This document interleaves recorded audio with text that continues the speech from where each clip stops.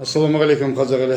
Бүгін 16 шілде 2026 Алматы қаласы эфирға шығып отырған себебім қазіргі таңда әлеуметтік желіде миллионнан аса ресейліктер азаматтық алған жөнінде хабарлар келіп жатыр. Одан кейін мынау былтырғымен салыстырғанда 5 есе батыс облыстарымыздан жылжымайтын мүліктерді, үй-жайларды сатып алып жатқан осылай ресейліктер. 25 мың қазақтың қызы Қытайларға тұрмысқа шыққанға ұқсайды. 650 мыңнан аса қытайлықтар елімізде жүргенге ұқсайды. Одан кейін 40 мыңнан аса қытайлықтар азаматтық алғанға ұқсайды. Міне осындай әлеуметтік желіден хабарлар келіп жатқан. Бұның барлығы қайда жатыр түп тамыры? Біздің заңымыздың солқылдақтығында. 1992 жылы президент Назарбаев миграция заңын қабылдады Францияның. Содан әлі күнге өзгерген жоқ. Міне көріп отырсыздар ағайындар. Енді соның кесірінен қазір халқымыз зардап шегіп отқанын көріп отырсыздар. 2020 жылы 3 хат жазған азамат ретінде мен өз ойымды айта кетейін. Парламент депутаты бірінші Қазбек Исаға жаздық.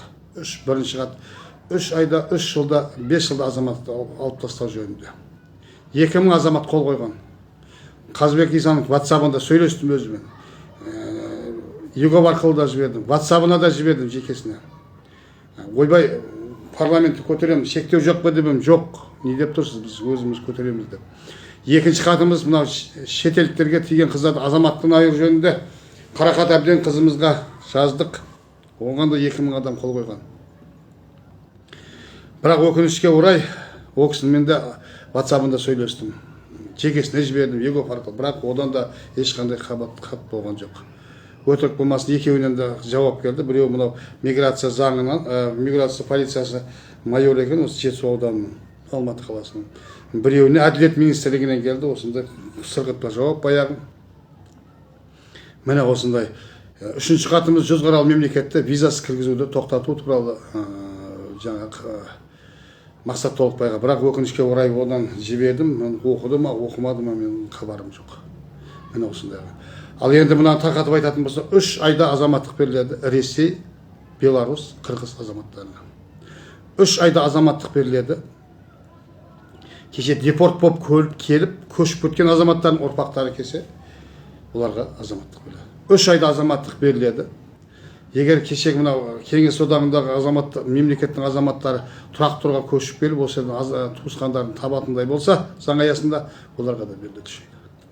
3 жылда азаматтық беріледі. Егер некеде тұрса, қазақтың азаматтарымен бе, әйелімен бе. Олармен 24 жылы кеше Қытайларға визасыз кіру рұқсат берілді. Келесі жылдан бастап Қытайлар некеде тұрғандардың барлығы азаматтық алады деген сөз. 5 жылда азаматтық беріледі. Тұрақты Қазақстанда тұрса. Ондай азаматтар көп. Жетеді ондай азаматтар. Оның бәріңіз куәсіздер. Одан кейінгі мәселе жаңағы көріп отырсыздар, мынау шетелге тиген қыздарымызды біздің қаншалықты болып отқанын. 25 мың қазақтың қызы қытайлықтарға тиіпті. Енді осының жақсылығын ертең 25 мың қытайлықтар азаматтық алады. Яғни ассимиляция, қан араласу, ұлттың жаңағы тазалығына зиян тиеді деген сөз болды. Мына ағайындар. Ұлттың тазалығы, мемлекеттің болашағы деген нәрселер бізде түсінік жоқ қазір. Бізде тек қана ақша істеу, құрылым күштері де, әкімшілігі де, билік басындағылар да, министрлігіңіз де деген сияқты. Ең ақырғысы мынау жаңағы Жүзқарал мемлекетті визасыз кіргізу. Мұны көріп отырсыздар қазіргі таңда. Саңғып жүрген африкалық балдар, үндінің балдары, жаңағы ирандығы, қытайлығы, басқасы бар, ресейлігі болса да өзімізді көп кетті. Міне осындай жағдайлар ағайындар. Ал өзіміздің қандастарға келгенде қалай болады? Мына Қытайда 3 миллиондай қазағымыз отыр. Апостол қойдырып келу керек құжаттарына. Ана барып, оны бірақ жерде қояды екен. Ол Бейжіңде. Одан кейін қазақ тілінен азамат тапсыру керек екен.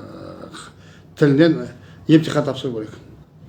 Бұлардың беретін жауабы біздің биліктің. Бізге дейді сапалы қандастар керек дейді.